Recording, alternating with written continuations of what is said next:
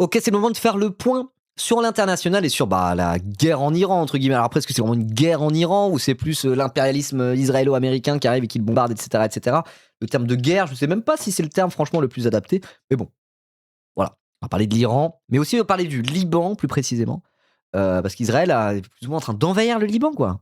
D'attaquer le Liban officiellement. Mais vu qu'il y a, je crois, 100 000 soldats qui arrivent dans le sud Liban et qui bombardent Beyrouth, c'est un bordel, quoi. C'est vraiment un bordel. Oui, Trump a déjà envie de se barrer, apparemment. Il est en mode, c'est bon, la guerre est finie, hop là, ça dégage. Donc bon, on va voir un peu les derniers rebondissements, notamment par rapport au Liban, par rapport à la dernière déclaration de Donald Trump. Et surtout, après, on va finir tranquillement, là, comme la dernière fois, à conclure avec un peu de Pascal Boniface qui va probablement venir un peu éclairer notre lanterne par rapport à tout ça. Voilà, voilà. Et je tiens à préciser pour ceux qui regardent la VOD, je suis actuellement en train de manger un poulet tandoori. Merci! Merci pour ce don anonyme de 50 €! Let's go! Merci! Trop bien. Donc c'est pour la cagnotte pour la Palestine et le Soudan. Hein. Je le répète, pareil pour ceux qui regardent la VOD.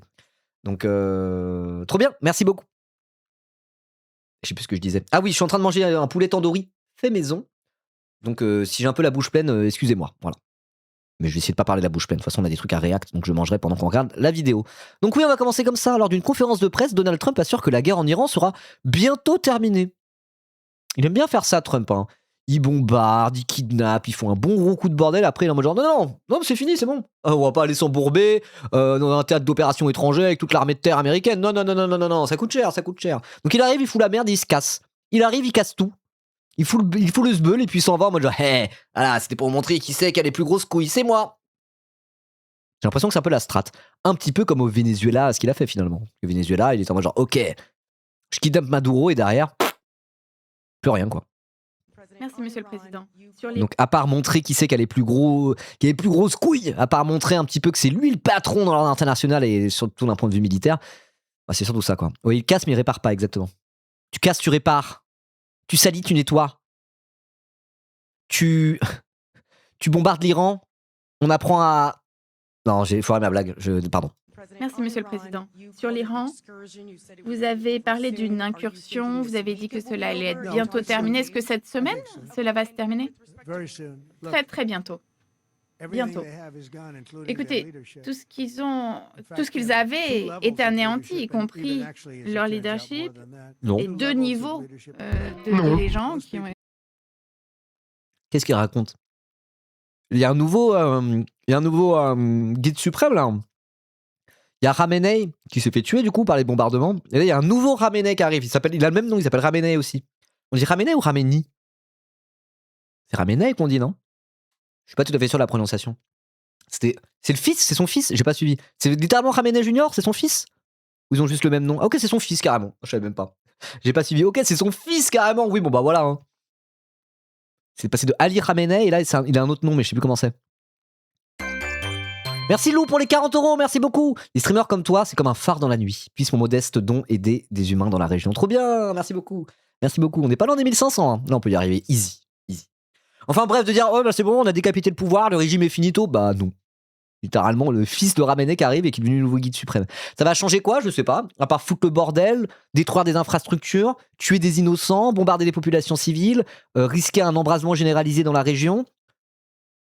Je sais pas trop, hein. Je vois même pas à quoi ça a servi Trump en fait cette histoire. C'est ça qui est fou quoi. Dirigeants qui ont été... Est-ce qu'il a fait ça juste pour faire plaisir à Israël? Je sais pas. Anéantis. La plupart des dirigeants qui restent, personne ne les connaît, donc nous avons été très efficaces. Ok. Le pétrole? Ouais, non, mais le pétrole, je suis d'accord. Mais s'il avait pour but de placer un régime en Iran qui soit la solde à la botte des États-Unis d'Amérique, bon là on se dirait ok, d'accord, je comprends très bien où il va en venir. Mais là, ça donne l'impression qu'il a foutu le bordel et qu'il se barre en mode hop là. Je sais pas. Je comprends pas bien c'est quoi la strate de Trump. Après, c'est le principe de Trump. Hein. Il est assez lisible, il fait un peu tout et son contraire. Et il y a aussi un truc, c'est que Trump, de base, il s'est fait élire sur la promesse qu'il n'y aurait pas à nouveau un Irak 2003, quoi. Qu'on n'allait pas perdre des milliards de dollars d'argent du contribuable américain pour aller faire la guerre, je sais pas où, alors que c'est America First, putain. Il s'est fait aussi élire sur cette promesse. Donc peut-être que dès qu'il se lance dans de l'impérialisme guerrier de cette manière-là, il a à cœur de ne pas en faire trop, quoi. Donc il arrive, il fout le bordel, il repart. Comme ça, il est en mode genre, ok, ça permet de faire un coup de pression, ça permet de montrer qui c'est le patron, ça permet de réaffirmer notre lien et notre soutien avec Israël, etc., etc. Sans s'embourber dans un conflit avec invasion terrestre. Comme ça, je perds pas trop, non plus totalement mon électorat. C'est un peu ça, quoi, mais ça a un peu aucun sens, je suis d'accord. Ça a un peu aucun sens. Et pas parler d'Epstein aussi, bon, je pense pas que c'est uniquement pour cette raison-là, hein, mais ça peut aussi rentrer dans l'équation. Je pense que c'est pas un terme négligeable dans l'équation. Sauf qu'ils ont rien gagné là. Bah ouais, je comprends pas très bien. En vrai, je comprends pas très bien. Mais ça tombe bien. Ça tombe bien. L'ami Pascal Boniface, bien sûr, va pouvoir nous expliquer un petit peu tout ça, peut-être. Utilise des missiles pour l'économie US? Ouais, je sais même pas. Franchement, j'arrive pas bien à comprendre. Ok. Alors du coup, là, on parle des États-Unis. Trump, il se dit, oh, c'est bon, la guerre est bientôt finie, on va arrêter de bombarder. Bon, effectivement, c'est un peu illisible. Mais il n'y a pas que ça. Parce que du coup, Israël, qui a participé, Israël et les États-Unis, c'est quasiment la même chose dans cette histoire, hein. Voilà, ils ont bombardé en duo l'Iran, c'est eux qui ont commencé à bombarder l'Iran, à foutre le bordel, etc., etc. Sauf qu'Israël, pour le coup, là où Trump, c'est ce que j'expliquais, Trump, il peut perdre une partie de ses soutiens s'il s'embourbe dans un conflit à l'autre bout du monde. Israël, par rapport à l'Iran, Netanyahou, au contraire, hein, dès que ça bombarde l'Iran, dès que ça part en conflit avec l'Iran, ça resserre les troupes derrière lui, quoi. Parce qu'en Israël, alors c'est vraiment la propagande de Netanyahou, mais c'est la propagande israélienne depuis le début, et c'est un truc qui est extrêmement partagé en Israël. L'Iran, c'est considéré comme l'ennemi numéro 1 d'Israël, quoi. Et c'est en mode, si jamais ils ont la bombe nucléaire, c'est fini. Ils vont bombarder Israël, ça sera l'holocauste nucléaire. C'est littéralement un terme que Netanyahou a utilisé tel quel. Holocauste nucléaire, quoi. On croirait un groupe de punk hardcore des années 70, début 80, quoi. C'est fou quand même. Donc voilà. Donc lui, quand ça part en couille avec l'Iran, et d'ailleurs il fait exprès de provoquer des échanges de missiles, etc., etc., c'est aussi pour resserrer les troupes derrière lui. Et du coup, du point de vue israélien, du point de vue Netanyahou et compagnie, et de leur propagande, t'as vraiment l'axe de l'Iran, l'axe anti-Israël. Et donc du coup, le Hamas et aussi le Hezbollah libanais sont directement alliés avec l'Iran, effectivement. Donc là, il est en mode genre, j'attaque l'Iran, mais en fait, est-ce que ça serait pas plutôt un move pour au final justifier le fait d'aller attaquer le Liban derrière, attaquer le Hezbollah libanais, mais au final, bon, c'est une invasion terrestre du Liban, donc c'est pas uniquement le Hezbollah qui trinque, il y a déjà eu des civils qui sont morts, il y a eu tout le sud de Beyrouth qui a été bombardé, de ce que j'ai lu. Donc est-ce que c'était pas aussi une manière pour Netanyahou de lancer une offensive avec l'Iran pour au final pouvoir aller casser la gueule au Liban et au Hezbollah mais au Liban de manière générale? Je sais pas trop. Mais en tout cas voilà, on va parler de ça un petit peu maintenant. Donc j'ai préparé 2 petits bouts de France 24. J'aime bien regarder France 24 sur les trucs internationaux, juste pour avoir quelques images, avoir un petit résumé sans trop forcément d'analyse, mais un petit peu d'analyse quand même. J'aime bien regarder les extraits de France 24 dans les séquences comme ça internationales, voilà, avant de regarder Pascal Boniface. Donc là, Liban, nouveau bombardement israélien dans la banlieue sud de Beyrouth. On va regarder ça. Ce rendez-vous d'info avec ces 2 frappes israéliennes sur Beyrouth Sud dans l'espace d'une heure et demie.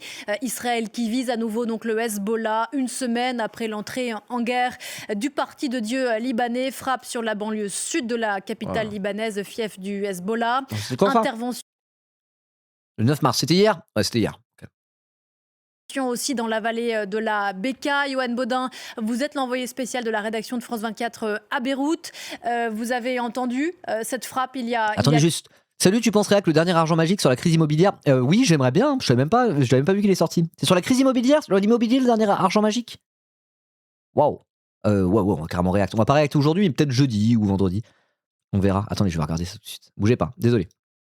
Ah bah il est là. Il est sorti il y a 1 heure. Crise du logement, les vrais coupables. Ah ouais, ça on va réacter à donf. C'est un de mes sujets un peu l'immobilier à la base. Enfin, un de mes sujets. Ah ouais, ça on va réacter en légende, ça c'est sûr et certain qu'on va réacter. Ça sera jeudi ou vendredi. Voilà, restez connectés. Quelques instants. Yoann Baudin, vous êtes l'envoyé spécial de France 24 à Beyrouth et je le disais, il y a eu cette frappe sur la banlieue sud de Beyrouth il y a quelques instants, banlieue sud qui est le fief du Hezbollah. Vous l'avez entendu, vous avez vu le panache de fumée? Oui, exact. Nouvelle Escalade ici avec une intensification des frappes. Il y en a eu 3 derrière moi sur la banlieue sud. 2 panaches de fumée, je ne sais pas si vous pouvez les voir.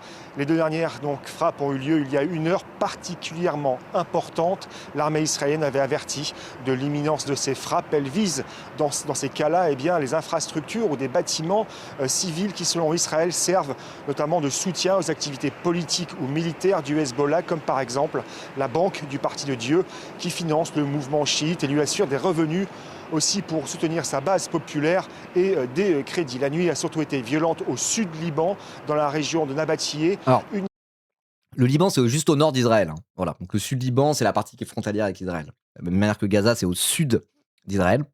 Le Liban, c'est au nord d'Israël, quoi. Donc voilà. Donc du point de vue israélien, c'est en mode genre, il y a le Hamas au sud et le Hezbollah au nord, et il faut se débarrasser de tout ce beau monde. Voilà, c'est un peu je parle du point de vue israélien. Donc là, c'est pour ça. Ça chauffe avec l'Iran, ils se sont dit, let's go, on va aller bombarder Beyrouth. Let's go.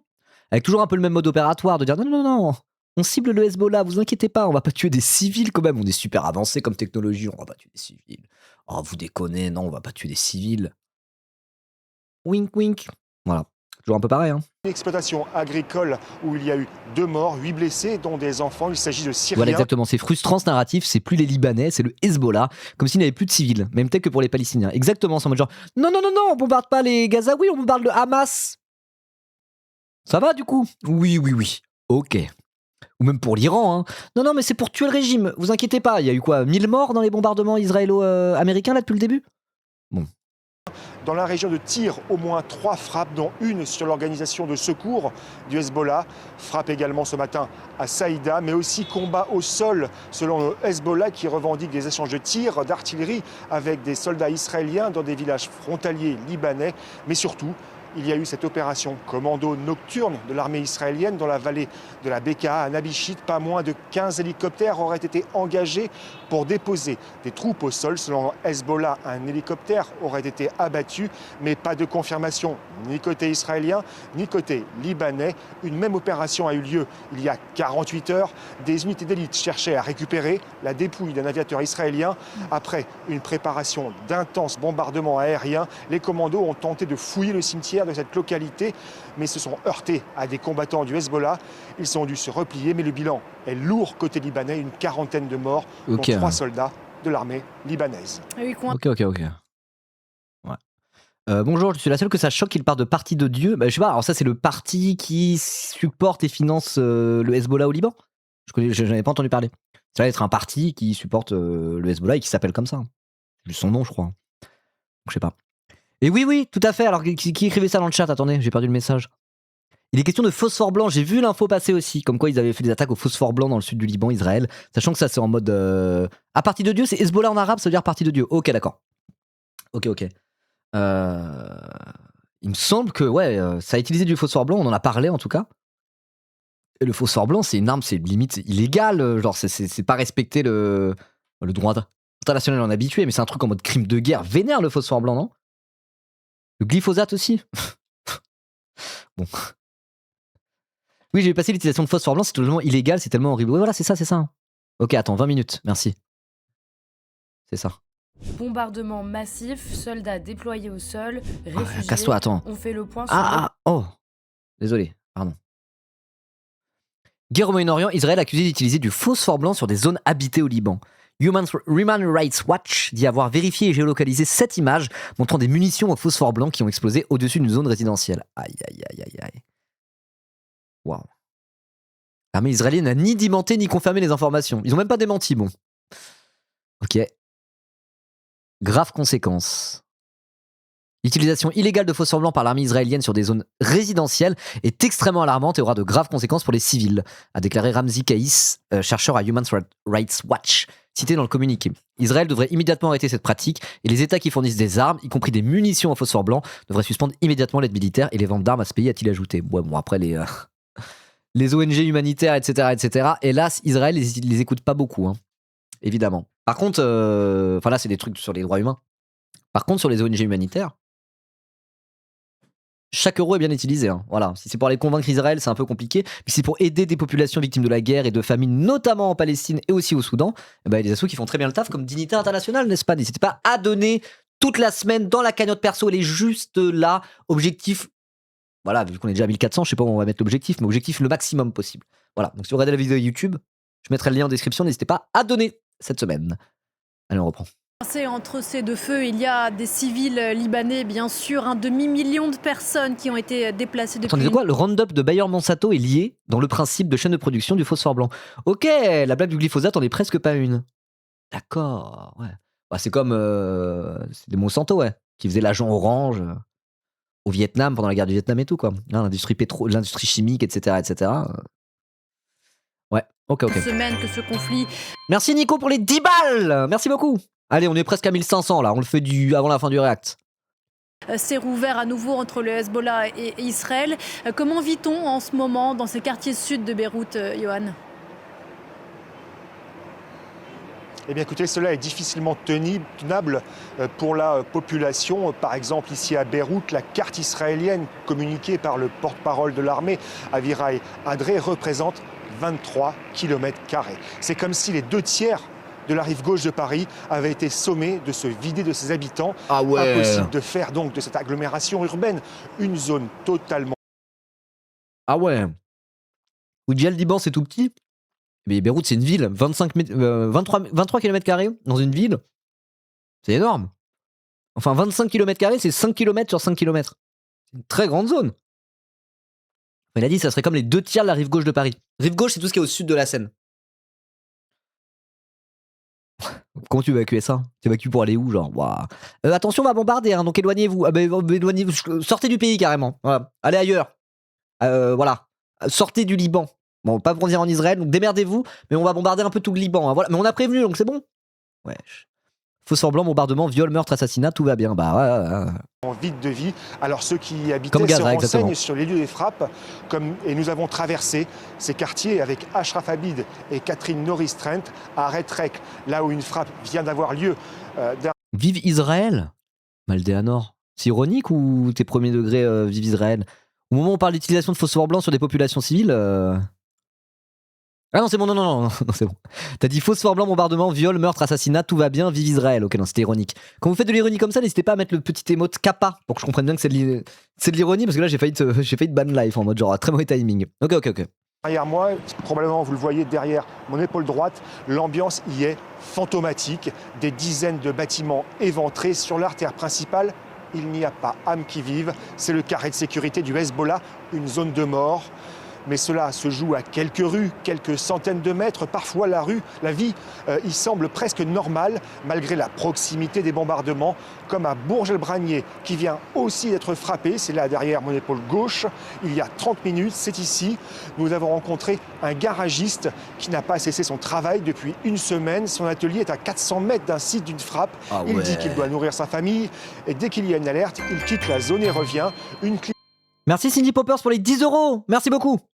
Cliente, elle, vient passer la journée dans cette zone interdite pour prendre une douche, des vêtements, vérifier l'état de son appartement et elle repart le soir dormir dans un centre d'accueil des réfugiés. Un voisin, lui, reste jour et nuit. Il dit qu'il a sa dignité et je le cite, nous ne devons pas rendre les armes, référence aux combattants du Hezbollah qui sont toujours dans cette zone mais très discrets. L'armée israélienne a prévenu qu'elle informera les habitants de la banlieue sud quand il sera possible de retourner chez eux en toute sécurité. Mais cela ne semble pas pour demain. Les habitants de Daria, la banlieue sud, eux, espèrent pouvoir vite rentrer chez eux définitivement. Ah là là. Waouh. Et bah, c'est pour ça, France 24, franchement, c'est bien. Si c'est pour avoir juste des petites infos sur. Enfin, des petites infos, c'est pas des petites infos quoi. Mais voilà, t'as un envoyé spécial sur place. C'est carré. C'est, on va dire, neutre dans le bon sens du terme. C'est descriptif. Franchement, France 24 en React. Pour l'international, j'ai bien commencé avec des petits extraits de France 24 pour replacer un peu le contexte, quoi. Juste voir des images, voir un peu ce qui se passe sur place. Ils font vraiment du taf. Hein. C'est déjà mieux que France Info, visiblement. Bah, France 24, c'est vraiment accès international et c'est des plateaux télé. T'es en mode genre, juste, c'est pas plein de connards d'extrême droite qui arrivent en mode genre, je dis mon petit opinion et mener la bataille culturelle sur le plateau télé. Non, c'est en mode, c'est carré, quoi. Vraiment, c'est du vrai journalisme, entre guillemets, quoi. Donc, je trouve que c'est vraiment bien. Puis en plus, ils ont plein de toutes petites capsules sur YouTube de quelques minutes. À chaque fois qu'on parle d'international, quasiment. Oula, je me suis trompé, attendez. J'ai mis non mais à regarder ça. Ouais. J'aime bien commencer comme ça, quoi. Ok. Nouveau bombardement israélien dans la banlieue sud de Beyrouth. Bon, on va continuer avec un autre petit sujet de France 24. 9e jour de guerre au Moyen-Orient, une catastrophe humanitaire au Liban. Donc ouais, avant de passer à Pascal Boniface, j'ai aussi mis celui-là de côté. Voilà, bon, c'est parti. Et nous allons à présent faire un point sur la situation humanitaire au Liban. Alors que Jordan Floretin qui fait le clou à Tel Aviv pour CNews. Mais oui, il était là en mode genre oh, les Israéliens sont extrêmement résilients. Hein. Ils continuent à danser et chanter alors que bon, il n'y a pas tant de missiles que ça qui tombent parce qu'ils ont un truc de missiles anti-aériens ultra sophistiqué et qu'ils profitent de toute la technologie du complexe militaro-industriel américain. Mais ils sont très courageux quand même. Quoi. À côté de ça, au Liban, ça envoie du phosphore blanc, ça bombarde les 2/3 de Beyrouth en disant partez, vous reviendrez quand vous dira, vous inquiétez pas. Il y a des gens qui peuvent pas partir parce qu'ils doivent travailler pour nourrir leur famille, qui sont là. Il y a des bombes qui tombent à 200 mètres d'eux, ils sont en mode genre bon bah je retourne bosser, hein, c'est ça ou rien. Et là, Jordan Florentin, il s'en bat les couilles. Hein. Putain, mais quel crevard celui-là. En quelques jours seulement, des centaines de milliers de personnes ont été jetées dans les rues Le son est pas très fort. sans avoir eu le temps de s'organiser. On va retrouver à Beyrouth Rosalie Ataya. Bonjour, vous êtes chargée de plaidoyer humanitaire pour Oxfam International dans cette région au Moyen-Orient, à Afrique du Nord. Je vous remercie de nous donner des informations plus globales concernant le Liban, d'avoir un peu une idée plus globale concernant le pays. Nous avons tous à l'esprit. Salut BamF18, comment ça va? BamF18 dans la place, ouais. N'hésitez pas à dire bonjour à BamF18 dans le chat évidemment. Let's go, on y va. Notre mascotte. Allez, tout le monde dit bonjour BamF18. C'est bon? Comme ça, ouais. Bonjour BamF18. Ouais, salut, ça va? Ok. Maintenant, tous ceux qui ont dit bonjour à BAM18, vous devez donner au moins 5 € dans la cagnotte pour le Stream for All, pour l'unité internationale, pour la Palestine et le Soudan. Ok? Tous ceux qui ont écrit bonjour dans le chat, c'est minimum 5 € ici. Ok, on fait comme ça? Merci. La strat. La crise humanitaire de 2024, est-ce que nous sommes aujourd'hui face à une situation de même ampleur? Merci beaucoup de m'avoir avec vous aujourd'hui. Alors, je peux vous dire que la nouvelle vague de violence est assez dangereuse. On peut voir de plus grande envergure, vu les ordres de déplacement forcés qui couvrent des territoires gigantesques. Nous parlons du Liban Sud jusqu'à la rivière du Litani, ce qui est 8% du territoire libanais. Il y a eu des ordres d'évacuation forcés pour toute la banlieue sud de Beyrouth, 3 grandes villes dans le gouvernorat de Baalbek, Hermel et 3 grandes villes dans le gouvernorat de la Bekaa. Vous avez dit, le numéro de morts est maintenant à plus quasiment 300 morts. L'attaque de hier sur la Bekaa a fait 41 morts en une attaque. Ah ouais. Donc les chiffres augmentent énormément. Ce qu'on peut voir, c'est des scènes malheureusement trop familières pour les Libanais. Beaucoup fuient sans savoir trop où aller, avec des frappes qui ont touché maintenant quasiment tous les endroits du Liban. Et beaucoup sont obligés de dormir dans leur voiture. Attends, genre tous les endroits du Liban carrément? Il date de quand? Il date de ce matin cet extrait? C'est plus récent? Non, c'était hier aussi. Waouh. Bon, attention, il y a des images qui peuvent être un peu dures. C'est des images de guerre. Je pense que bon, c'est YouTube, donc on ne verra pas forcément des photos de corps démembrés ou quoi, mais bon, des images avec de guerre. Avec des écoles qui ont été transformées en abris. Mais il faut savoir qu'avant la vague de violence actuelle qui touche maintenant quasiment tout le pays, il y avait déjà des violations quasi quotidiennes du cessez-le-feu par Israël, 15 000 au total avant cette semaine de violence. Merci. Ah ouais. Quelles sont les premières urgences? Oui, des morts civiles, hein, évidemment. Hein. Les bombes, quand elles tombent à un endroit et qu'il y a des civils, c'est pas des bombes spéciales très technologiques où ça n'explose que sur les personnes du Hezbollah et pas sur les civils. Non. C'est du bombardement de population civile, évidemment. Merci Narcisse4 pour les 10 balles. Merci beaucoup. Pour les Libanais. Maintenant, les urgences assez immédiates, c'est que les gens dorment beaucoup. Jérémy P en personne. Merci beaucoup pour les 100 balles, Jérémy. Merci beaucoup, let's go. Trop bien, 1544 €. Bah putain, ça donne aujourd'hui. Énorme. Merci beaucoup. Bon, alors du coup, on donne pas pour le Liban hein. Aujourd'hui, c'est pour la Palestine et le Soudan. Mais bon, voilà. On donne quand même. Merci beaucoup, Jérémy Perrin. Let's go. Comment ça va? Ça fait un bail. Tu me boudes un peu? Non, je plaisante. je plaisante. D'entre eux dorment dans la rue. Le mec trop gênant, genre, mais alors, ça fait au moins 2 semaines que je t'ai pas vu, quoi, tu m'aimes plus, c'est ça? Non. Tranquille. On parle de potentiellement un demi-million, jusqu'à un demi-million de déplacés. En vrai, je rigole, c'est pas le sujet est vraiment, voilà. Qui ont dû fuir à la hâte. Nous avons besoin de lits. Désolé, attendez, 2 secondes, on reprendra le sujet après. Je te fais la gueule, ouais, tu devrais savoir pourquoi. Le message horrible. J'imagine que c'est une blague, mais ça m'a quand même un peu.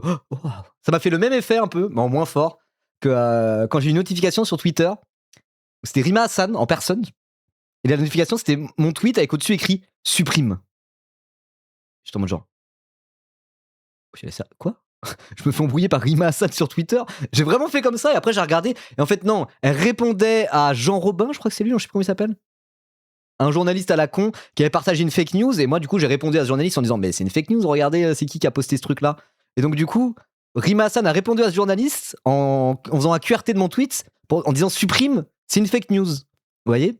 Et du coup, moi, j'ai juste vu la notification avec mon tweet au-dessus écrit supprime. Et j'étais en mode genre, je me fais embrouiller par Rima. Ah non, c'est bon, ça va. Ça m'a fait un peu le même effet là. Voilà. Bon, bref. Allez, on reprend. Non, c'est Renaud Pila. J'avais Jean Robin en tête. Non, Jean Robin, c'est un immense zinzin libertarien, je crois, je sais plus. Bon, allez, on reprend du coup. Le Liban. À la hâte. Nous avons besoin de lits, de matelas, et c'est pour ça que Oxfam intervient de façon urgente pour des milliers de personnes qui sont dans ces abris. Nous donnons des services comme nous pouvons, mais pour l'instant, ce que nous essayons de faire, c'est déjà d'évaluer les besoins qui grandissent de jour en jour. Même à la fin de cet appel, les besoins auront déjà grandi. Nous avons des besoins en kit de literie. Dites-moi. Mais comment se fait la coordination avec notamment l'État libanais et puis les autres organisations? Parce qu'on sait tous que vous êtes dirigés vers un même objectif qui est de pouvoir porter secours à toute cette population qui se trouve démunie. On a là des familles qui ont été mises dans les rues brutalement. Tout à fait. Alors, il y a une coordination avec plusieurs organismes d'aide humanitaire internationale qui sont en coordination directe avec le gouvernement libanais. Une réponse a été activée. Les écoles ont été fermées et ont été transformées pour la plupart en abris d'urgence. Et donc, nous avons le gouvernement qui coordonne. C'est ouf quand même ça. Ils sont en mode genre, ils bombardent tout. A priori, les écoles, ça devrait être peut-être moins bombardé. Donc, on va mettre des abris dans les écoles en se disant, bon, normalement, ils bombardent pas trop les écoles. La sauvagerie du truc, quoi. C'est vraiment, c'est triste à en pleurer, quoi. T'es là en mode genre, ah oui, ok, d'accord. Tant pis pour les écoles, on ferme les écoles parce que là, on a besoin d'abris et peut-être que ça, ils vont pas les bombarder, quoi. Et bon, quand tu regardes l'Iran, alors je sais plus si c'était Israël ou les États-Unis qui ont bombardé l'école primaire, là. Il y a une école pour jeunes filles, là, où il y a eu genre 100 morts, un truc comme ça. Quelle horreur. Donc, je veux dire, même en se planquant dans les écoles, entre guillemets, en faisant des écoles, des abris contre les bombardements, c'est même pas sûr que ça fonctionne, quoi. Hein. Aïe, aïe, aïe, aïe. Ouais, c'est ça, c'est les USA. C'est un Tomahawk qui a touché l'école, 165 fillettes tuées, putain. Aïe, aïe, aïe. Cette ouverture d'appel d'urgence avec nous pour que nous puissions donner des réponses. Non, je crois pas que ce soit France TV, France 24, je crois que c'est indépendant, je suis pas sûr. Des services immédiats dans tous ces abris. C'est mieux, et en tout cas. Cela inclut des kits de literie, des kits d'hygiène menstruelle, mais aussi une distribution d'eau potable dans le sud du Liban, le Mont Liban et la Beka. On entend que la détresse n'est pas seulement logistique, elle est surtout... Mon daron me demande souvent, il y a quoi pas catastrophique en termes de chaînes d'infos à la TV? Je lui dis, il n'y a rien, à part peut-être les chaînes régionales. C'est pas trop mal France 24. France 24, franchement, c'est mieux. Hein. Dans le genre info en continu, etc. Sur l'international, en tout cas, je connais pas hyper bien la chaîne. Franchement, c'est assez carré, France 24. Hein. Ouais, dans le genre, c'est pas mal. Peut-être avant tout émotionnel. Comment est-ce que là aussi, la prise en charge peut être faite? Est-ce qu'elle est là de la part d'Oxfam et puis de la part des organisations humanitaires? Alors, je pense que nous sommes tous un peu choqués par cette dernière vague de violence. Le problème, c'est que ce sont des traumatismes qui viennent s'ajouter à des traumatismes bien trop familiers pour nous tous. Donc, premièrement, nous essayons de voir si notre staff va bien.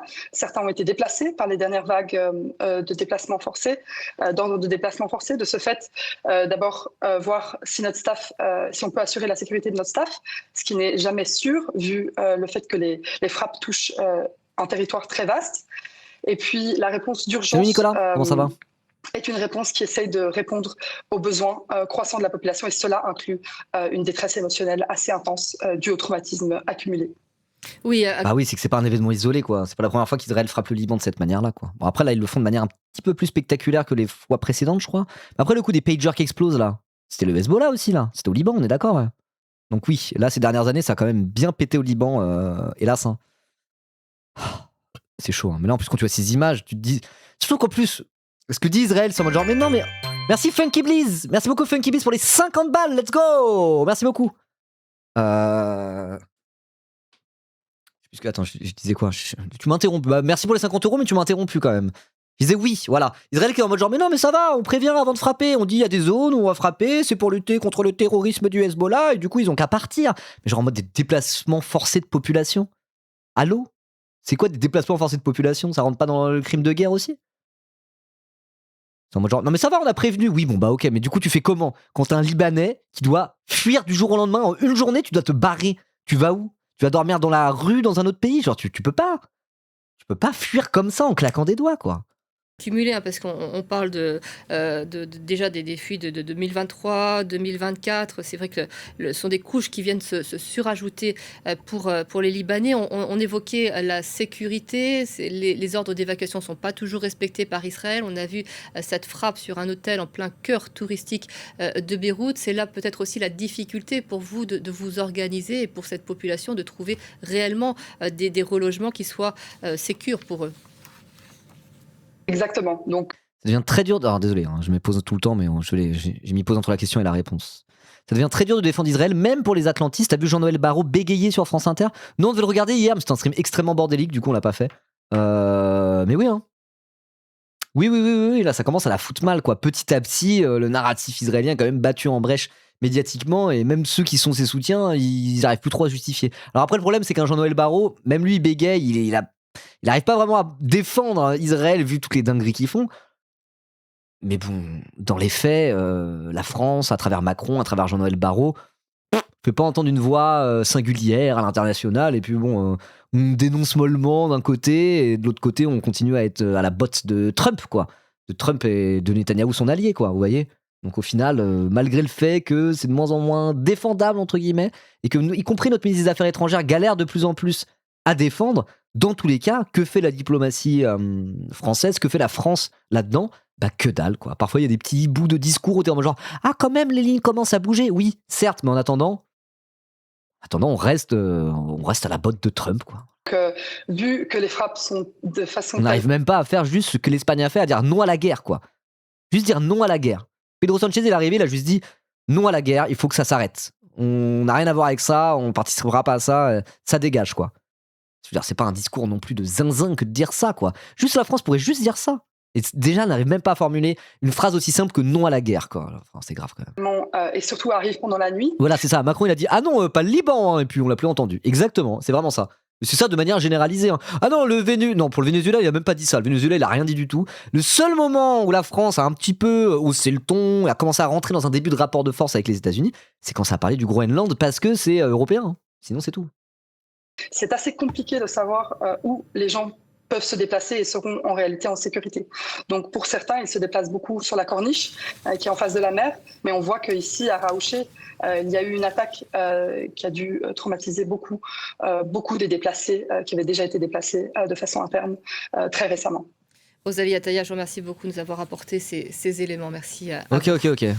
Et bah putain, c'est vraiment désespérant. Et nous allons après, c'est les images de guerre, c'est toujours désespérant, c'est toujours triste, quoi. Quand ça bombarde des populations civiles qui fuient, qui se cachent, qui ont peur. Genre, c'est vraiment extrêmement cliché ce que je vais dire, mais la guerre, il y a rien de pire que la guerre, quoi. Vraiment, hein. C'est le truc à tout faire pour ne pas en arriver là, quoi. Genre, bon, c'est vraiment extrêmement bateau ce que je dis, mais parfois, voilà, parfois la réalité est bateau, hein. Voilà. Et là, quand tu vois ça et quand tu vois des images de ce qui se passe au Liban, du côté des populations civiles qui n'ont rien demandé et qui vivent cette horreur, quoi. À part dire c'est horrible, non à la guerre, parfois il n'y a pas grand chose à dire de plus, quoi. Voilà. Mais je trouve que c'est important aussi de montrer un peu les images et pas être que dans l'analyse géopolitique en permanence pour garder un petit peu une approche un peu humaine de tout ça, quoi. Voir que derrière les imbroglios géopolitiques, il y a des populations qui trinquent, quoi, et qui trinquent sévèrement, quoi. Vraiment. Voilà. Donc c'est pour ça que je voulais commencer en parlant un peu du Liban. Voilà, là on parle de 450 000 personnes déplacées. C'est énorme, quoi. Les bombardements, les morts, c'est... Quel enfer, quoi. Voilà.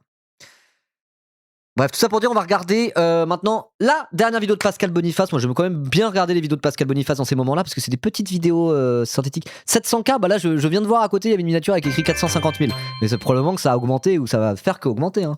Merci Pivoine pour les 5 €. Merci beaucoup. On est à 1 € des 1600, les amis. Non, c'est après Sandrine Rousseau. Ça arrive juste après. On a 1 € des 1600 €. Hein. Si quelqu'un veut donner 1 €, faites-vous plaisir. Oui, donc Pascal Boniface, moi j'aime bien regarder ses vidéos dans ces moments-là, généralement pour avoir juste une vue un peu d'ensemble, des explications un peu vraiment géopolitique à tout ça. Je trouve que c'est très bien, c'est très digeste, c'est des petits formats de moins de 10 minutes à chaque fois. Je trouve que c'est très bien un React, donc c'est parti, on avait déjà regardé les 2 dernières de Boniface sur le conflit autour de l'Iran. Et donc c'est parti, voilà. Le nom de sa vidéo c'est Frappe sur l'Iran, un premier bilan géopolitique. Merci Malo LMZ pour les 10 € pour les 1600 et pour faire plus que EM. Que Emmanuel Macron. Bon bah merci. Merci, on atteint les 1600, let's go. Allez, on continue. Est-ce qu'on peut attendre les 2000 aujourd'hui? Ce serait énorme. C'est qui Boniface? Pourquoi on l'écoute lui? C'est un géopolitologue. Et généralement, il est cool. Et en plus, il fait des petits formats YouTube très très bien pour comprendre le monde avec Pascal Boniface. Il a écrit plein d'ouvrages de vulgarisation des questions géopolitiques et internationales. Et il est carré de fou. Il est de gauche. Donc je trouve que c'est bien écouté pour histoire de... Voilà. Prenez ça comme notre prof de géopolitique. Et en cas de doute, hop là, on l'écoute un peu et c'est bien généralement. Merci Héroditius pour les 10 balles. Merci beaucoup. Merci beaucoup. Quel premier bilan provisoire, bien sûr, peut-on tirer des frappes américaines et israéliennes sur l'Iran et de ses conséquences? Alors, tout d'abord, sur le plan militaire, c'est un indéniable succès. Je ne sais pas ce que c'est que super profit. Merci Spao pour le Prime, merci beaucoup. Un peu sur les pays du Golfe, mais attendez, je rebobine, c'est un succès. Indéniable sur l'Iran et de ses conséquences. Alors, tout d'abord, sur le plan militaire, c'est un indéniable succès. L'Iran ne peut pas répliquer. Ok, oui, alors quand il dit ça, c'est pas pour dire vive les États-Unis d'Amérique ou quoi que ce soit. Hein. Quand il dit ça, c'est que factuellement, d'un point de vue militaire, les États-Unis, ils ont pu faire ce qu'ils voulaient, quoi. Ils ont arrivé, ils ont dit comme ils voulaient. L'Iran a pas les capacités militaires pour se défendre face aux États-Unis et à Israël. Donc militairement, oui, on peut dire que c'est un succès pour les États-Unis. Militairement, voilà. Sur les pays du Golfe, mais après, on n'apprend pas grand-chose. Enfin, c'était déjà le cas avec le Venezuela. Le Venezuela, c'était particulièrement impressionnant parce qu'ils ont réussi à kidnapper et repartir en mode opération éclair avec leurs forces spéciales, kidnapper le dirigeant d'une puissance étrangère, quoi. Donc oui, la supériorité militaire américaine n'est plus à démontrer. Et dans cette séquence iranienne, effectivement, c'est la même chose. Il y a une sorte de maîtrise totale de la question militaire par Israël et les États-Unis qui ont détruit l'essentiel des capacités iraniennes. Ceci étant, un succès militaire, s'il n'y a pas un succès politique, ne sert pas à grand-chose. Et c'est là que les problèmes peuvent éventuellement commencer pour Israël et les États-Unis. Alors, qu'est-ce qui peut se passer? Tout est encore sur la table. On ne sait pas jusqu'à quand va durer cette guerre et quelles seront sa conséquence, son résultat final. Si, bien sûr, il y a un changement de régime en Iran et qu'une démocratie s'y établit, ça sera là du coup le succès politique qui viendra accompagner le succès militaire. Ce n'est pas le scénario majeur, c'est militairement pas ce que pensent la plupart des experts, ou alors quasi-totalité. Là, je parle de ceux qui sont experts, je ne parle pas des propagandistes, qui disent que pour le moment, jamais on a vu un régime tomber sur le coup d'une opération militaire aérienne et que par ailleurs, le régime iranien a des bases à la fois fragiles en termes de... Merci Anonyme pour les 1 €. Team Contre-Ronde. Ah ok, c'était pour arrondir à 1620 €. Merci beaucoup. Succès public, mais si on peut arrondir à 2000, là, voilà, la team pour la team arrondir, vous pouvez donner 380 balles d'un coup, ça arrondira à 2000 d'un coup. En termes de capacité à se maintenir au pouvoir malgré cela. Ceci étant, c'est là que les choses peuvent diverger entre Netanyahou et Donald Trump. Ok, alors ça c'est intéressant parce qu'effectivement c'était une opération conjointe d'Israël et des États-Unis. C'est pas forcément les mêmes objectifs, c'est ce que je disais au début un peu. Et notamment c'est pas les mêmes, c'est pas la même situation en termes de politique intérieure, en termes de soutien de la population. Trump, il a pas trop d'intérêt à s'embourber, on va dire, dans un conflit de ce type. Il a pas trop d'intérêt par rapport à la population américaine et à sa cote de popularité, par rapport aux élections de mi-mandat, les midterms qui arrivent à la fin de l'année, etc., etc. Au contraire, Netanyahou, il a plutôt intérêt à être en mode la guerre, parce que derrière, il y a toute la machine de propagande nationaliste et anti-iranienne qui se met en place et que ça resserre un petit peu la population derrière lui. Netanyahou. Mais oui, en tout cas, il a rappelé qu'effectivement, juste balancer des bombes dans un pays, si le but de Trump c'était de faire tomber le régime, ça n'arrivera pas. C'est pas comme ça qu'on fait tomber un régime. Et déjà, faire tomber un régime avec une invasion terrestre, vaut mieux pas faire ça. Hein. C'est plutôt déconseillé. Généralement, ça fout plus la merde qu'autre chose. Pas besoin de refaire toute l'histoire avec l'Irak et tout. Merci Dogeliam pour les 10 € et la personne précédente que j'ai oublié pour les euros aussi. Merci beaucoup.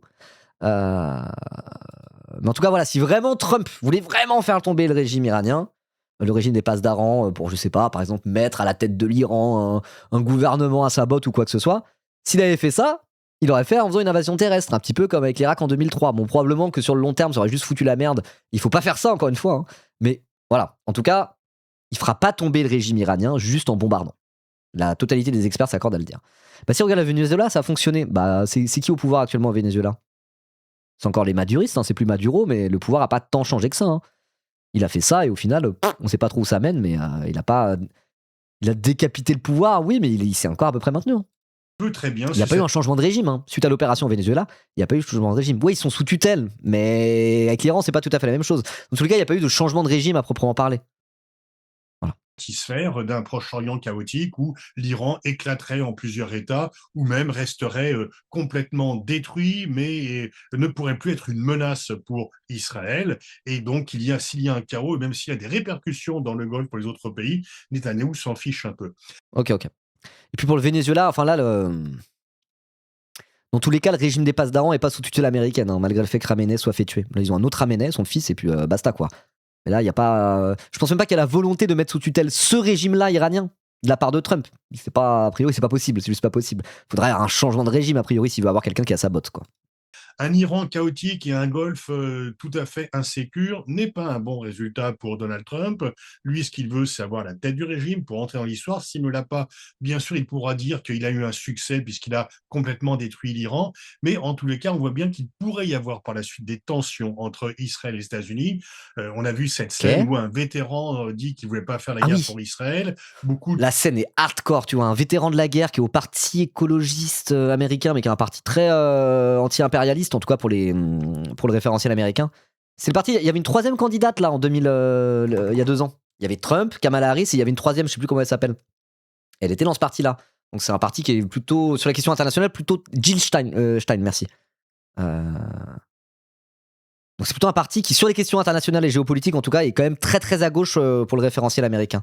Et oui, du coup, il s'est fait sortir d'une salle où il était en mode genre c'est une honte, on n'ira pas se battre en Iran, je suis un vétéran, qu'est-ce qui se passe, nique Israël, machin bidule. Il s'est fait sortir, il tenait sa main à une porte, ils lui ont pété le poignet, la main a fait clac comme ça. La vidéo est atroce à voir. T'es en mode genre waouh, merci Crazy-O, merci pour les 10 balles, merci beaucoup. C'est les Verts, mais comme à ses débuts, genre anti-militaires et tout.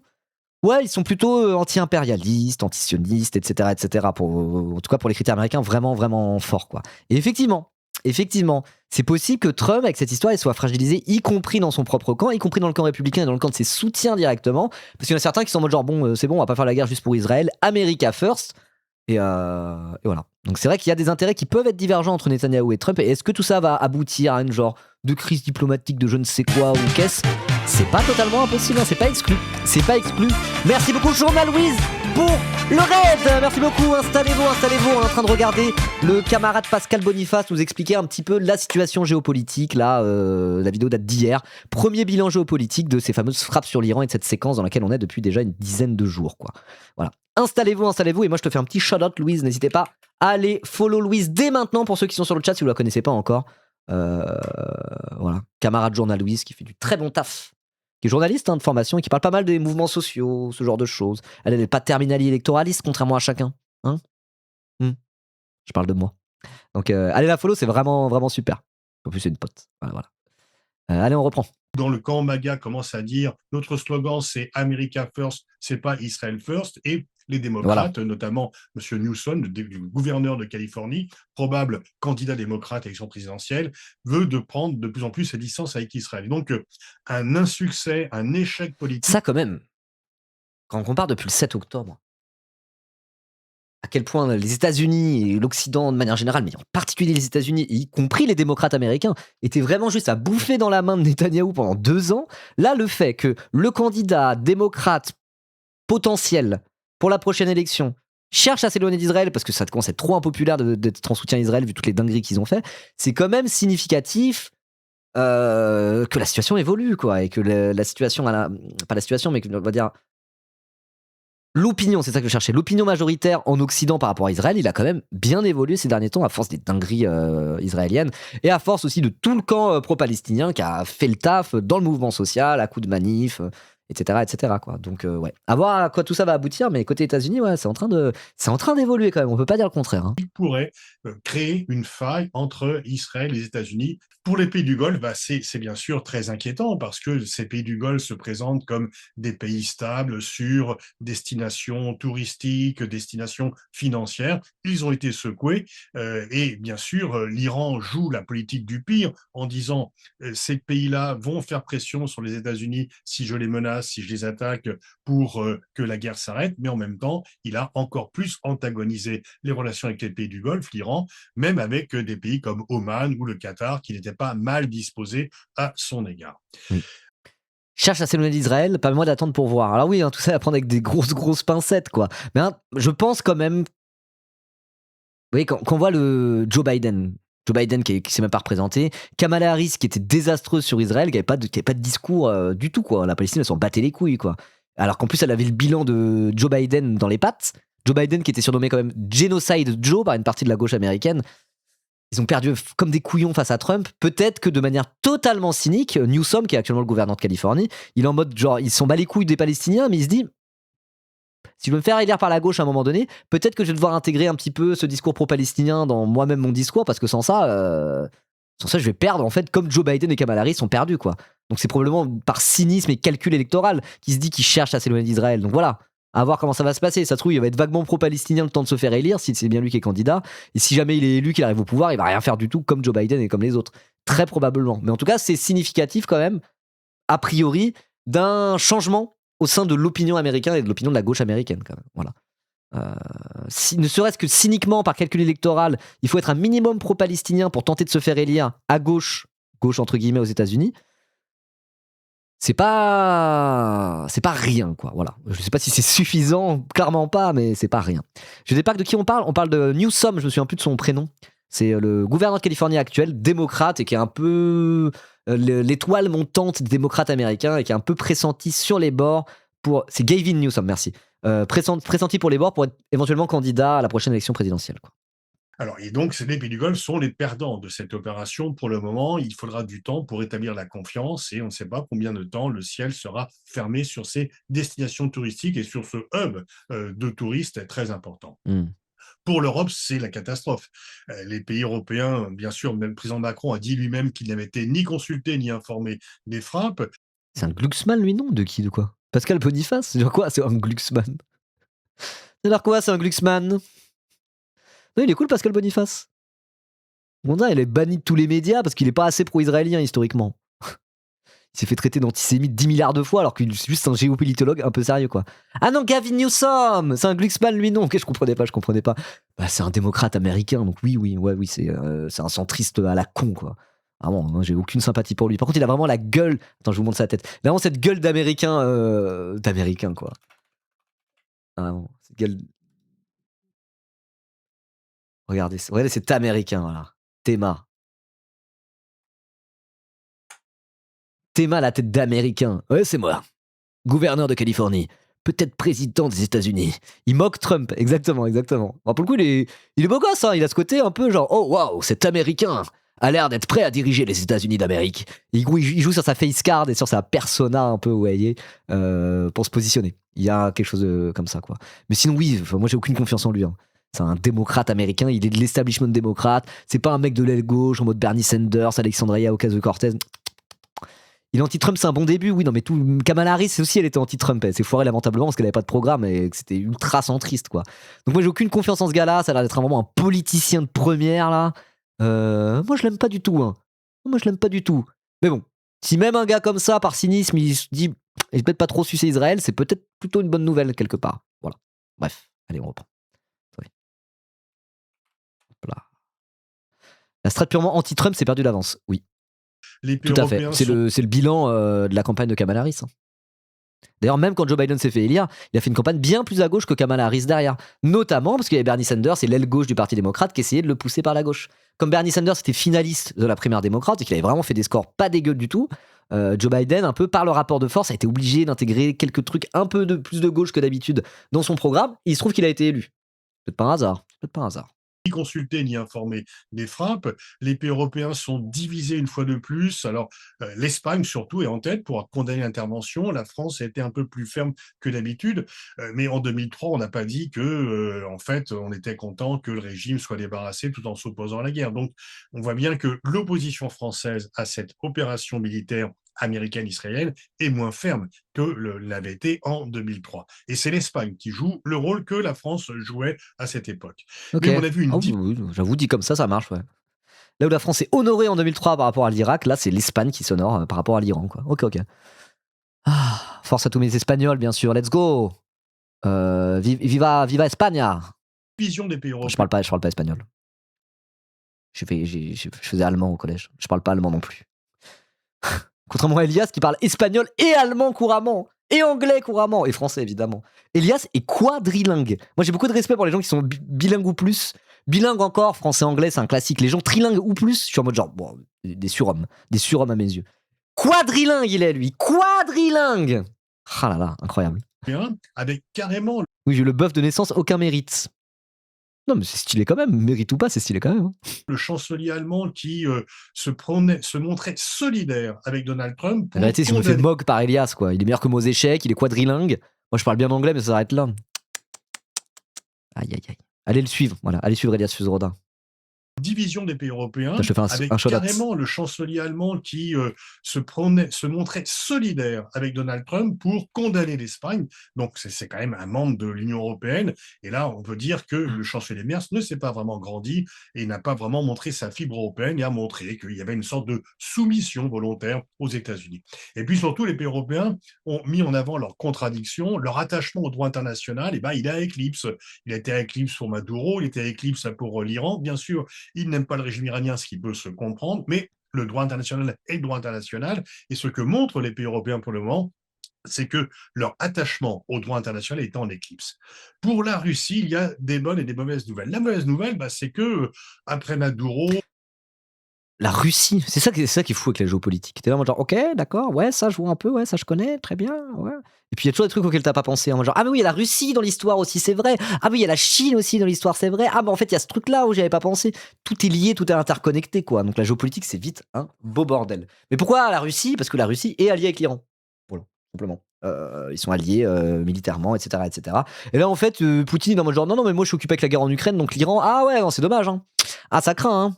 Ils les aident pas militairement, quoi. La Russie est vraiment occupée avec l'Ukraine, quoi. Voilà, hélas. Des bonnes et des mauvaises nouvelles. La mauvaise nouvelle, c'est que après Maduro... Rend les statuts Boniface à le colon mental. Ça va, il est cool, Boniface.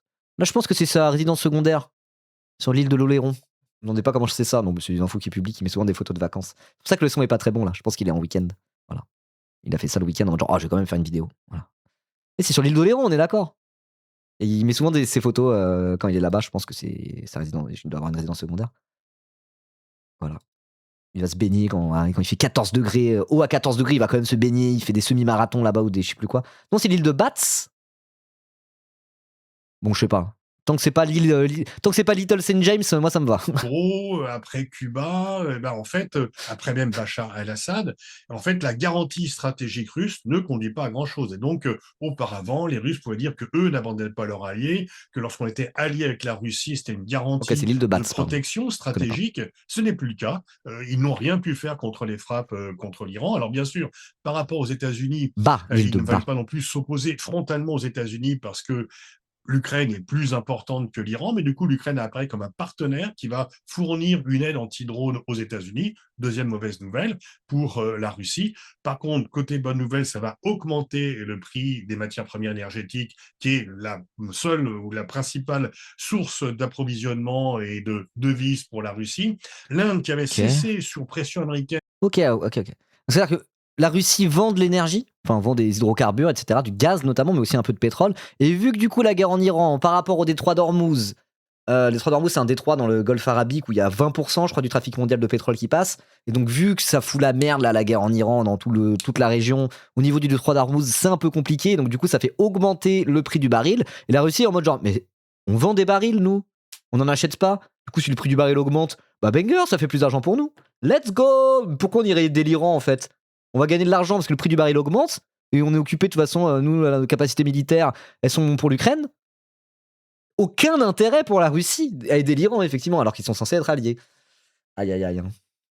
D'acheter du pétrole russe, va le reprendre parce qu'elle n'a pas de choix, le Golfe n'est plus possible. On parle de l'Inde là? On parle de l'Inde? Ok, d'accord. Ah oui, donc c'est double effet. Il y a le prix du baril qui augmente, donc la Russie qui vend eux-mêmes des barils de pétrole, ils sont contents, ça fait augmenter les prix. Et en plus, il y a certains pays, dont l'Inde, qui s'approvisionnaient plutôt en Iran en termes de pétrole. Bah là, du coup, ils peuvent moins commercer avec l'Iran. Du coup, la Russie est en mode genre, mais c'est parfait, on va vendre plus de pétrole parce que l'Iran va en vendre moins. Et en plus, le prix du pétrole augmente à cause de la guerre en Iran. c'est tout bénef pour Poutine, quoi. Ouah, c'est là que tu vois le monde dans lequel on vit, le monde de salopards dans lequel on vit, quoi. Ah là là, il y a toujours des gens qui ont intérêt à la guerre. Sans ça, il n'y aurait même pas de guerre, probablement. Hein. Voilà, on parle souvent des marchands d'armes. Les marchands d'armes ont intérêt à la guerre. La France est le 2e marchand d'armes à l'heure actuelle. Normalement, on est 3e derrière la Russie, mais là, la Russie vend beaucoup moins d'armes parce qu'ils gardent des armes pour eux, pour la guerre en Ukraine. Et c'est pour ça qu'ils n'aident pas l'Iran aussi, quoi. Donc il y a toujours des gens qui gagnent de la thune. Il y a toujours des gens qui ont intérêt à la guerre, qui ont des intérêts économiques à la guerre, quoi. Et comme c'est l'argent qui gouverne le monde, tout à fait, on se retrouve dans ce monde de salopards, quoi. Waouh. Et du coup, la Russie aussi apparaît comme un partenaire fiable pour la Chine qui va augmenter encore un peu plus ses achats de pétrole et de gaz à la Russie parce que la Chine va perdre, après le Venezuela, elle perd l'Iran. Donc, mauvaise nouvelle pour Pékin. Mais par contre, ce qui est favorable à Pékin, c'est que la Chine, une fois de plus, apparaît comme un partenaire stable, comme un pays qui contribue positivement aux relations internationales, comme un pays qui s'attache au droit international, qui n'est pas un pays qui lance des guerres et qui se lance dans des politiques de confrontation tous azimuts. Et donc, on va de nouveau comparer une Chine sage et apaisée avec des États-Unis très brouillons et très guerriers. Et puis, il faut voir aussi ce qui se passe au Liban, ce qui se passe en Iran, parce que Je suis désolé. Ribot pro-Chine. Mais moi, de base, je suis pas pro-Chine par comme as, en claquant des doigts. Mais force est de constater, dans le monde terrible dans lequel on vit, dès qu'on parle de la Chine, je trouve que c'est un peu moins terrible que le reste, quoi. Bon, après, les conditions de travail des travailleurs chinois, ça craint. Et puis, bon, les Ouïghours, évidemment. Hein. Voilà. Il y a 10 000 critiques à faire à la Chine et moi, je me retiens pas de les faire. Hein. Mais quand même, il y a certains trucs où quand on parle de la Chine, t'es en mode genre, ah ouais, ils ont une approche un peu différente. En tout cas, il y a vraiment ce truc de la Chine d'un côté, les États-Unis de l'autre. 2 approches extrêmement différentes alors que les deux se battent pour la place de première puissance mondiale. Bon, tu vois, quand même, qu'entre la Chine et les États-Unis, t'as un modèle qui me paraît un peu moins dégénéré que l'autre, entre guillemets, quoi. Voilà. peut-être qu'il y aura aussi un moment. L'utilisation du terme dégénéré, je suis pas sûr, mais vous voyez ce que je veux dire, quoi. Vraiment. Il faut voir aussi ce qui se passe au Liban, ce qui se passe en Iran, parce que peut-être qu'il y aura aussi un moment où... Attendez, à part les esclaves, franchement, non, mais juste comparons... c'était pour comparer avec les États-Unis, hein. Le travailleur pauvre américain, est-ce qu'il a une vie vraiment meilleure que le travailleur pauvre chinois ? Ou est-ce que c'est à peu près pareil ? Je sais pas, tu vois des images là dans certaines villes avec des gens ravagés par le fentanyl, la crise d'opiacés américaine, pas pouvoir soigner, tu vois, donc, un pays aussi riche et aussi hyper puissant, des zones des scènes de misère absolue comme ça et de violence aussi, quoi. Tu te dis, ouais, les États-Unis, ça craint quand même, hein. Ça craint. Alors oui, il y a des trucs qui craignent aussi en Chine. Mais comparons ce qui est comparable, et si on veut comparer en tout cas la Chine et les États-Unis, pas sûr que les États-Unis d'aujourd'hui aient beaucoup de leçons à donner à la Chine d'aujourd'hui. Voilà. Les dégâts sur les civils. Après, la France, c'est différent. Nous, on a des leçons à donner à tout le monde. Nous sommes le pays des droits de l'homme et de la sécurité sociale. Mais là, les États-Unis, ça va. Les États-Unis de Trump, ça va. C'est un shit-hole, ouais, c'est bon. Seront tellement importantes qu'il y aura un peu plus de révolte. Attendez, par contre, je rembobine un peu là. Je commence à être en fin de live. Ça fait déjà 4h11. On n'a pas fini pourtant. Hein. Gros live. Là, du coup, je commence à être un peu déconcentré. Allez. Il faut voir aussi ce qui se passe au Liban, ce qui se passe en Iran, parce que peut-être qu'il y aura aussi un moment où les dégâts sur les civils seront tellement importants qu'il y aura un peu plus de révolte dans le monde, Okay. et y compris dans les gouvernements par rapport à ce que font Israël et les États-Unis. Donc voici un premier bilan provisoire géopolitique. On va voir ce qui va advenir par la suite. La solution militaire n'est toujours pas trouvée et selon la solution militaire, on verra quelles sont les conséquences géopolitiques. Mais voici le premier bilan que l'on peut provisoirement tirer de cette guerre lancée le 28 février par les États-Unis et Israël. Ok, bah trop bien. Alors pour aller plus loin, je vous conseille quelques ouvrages de Pascal Boniface. Ça va, il n'en a pas fait tant que ça. Alors vous pouvez lire Israël-Palestine, une guerre sans limite. Vous pouvez lire Géostratégiques, Israël-Palestine, Géostratégiques 2, Atlas des relations internationales, Les maîtres du monde, coécrit avec d'autres, Comprendre le monde, il y a aussi Géostratégiques, l'intégrale, hein, pour ceux qui veulent, La géopolitique en 50 fiches pour comprendre l'actualité, hein, 210 000 exemplaires vendus, 50 idées reçues sur l'état du monde, et évidemment, hein, comment ne pas parler de l'Atlas des crises et des conflits. Hein. Voilà. D'habitude, il a sa bibliothèque derrière lui avec que des bouquins qu'il a écrits lui-même. Là, du coup, il était sur l'île de Bas, a priori. Donc, ouais. Il peut pas s'empêcher de flex sur la tonne de bouquins qu'il a écrits. Voilà. C'est Pascal Boniface, il est comme ça. Pascal Bonifnac. C'est un peu ça. Non, mais vraiment trop bien. Hein. Franchement, ces petites capsules comme ça, je trouve ça vraiment super quand t'es pas à fond et que t'as pas tout suivi sur l'international. Ces petites capsules comme ça permet vraiment de se mettre un petit peu à jour sur ce genre de séquences et de conflits. Vraiment trop bien. Donc je mets le lien de la vidéo pour ceux qui veulent. N'hésitez pas à envoyer ça à votre famille, vos amis, vos collègues. Voilà. Pascal, il est au top. Ah non, franchement, c'est bien. C'est très très bien. C'est très très bien. J'aimerais bien l'inviter un jour. Ouais. Ah, mais j'en ai parlé tout à l'heure. On en a parlé tout à l'heure. Voilà. Bon, en tout cas, pour ceux qui regardent la VOD YouTube, avis sur Pascal Boniface, basé, non Abonnez-vous.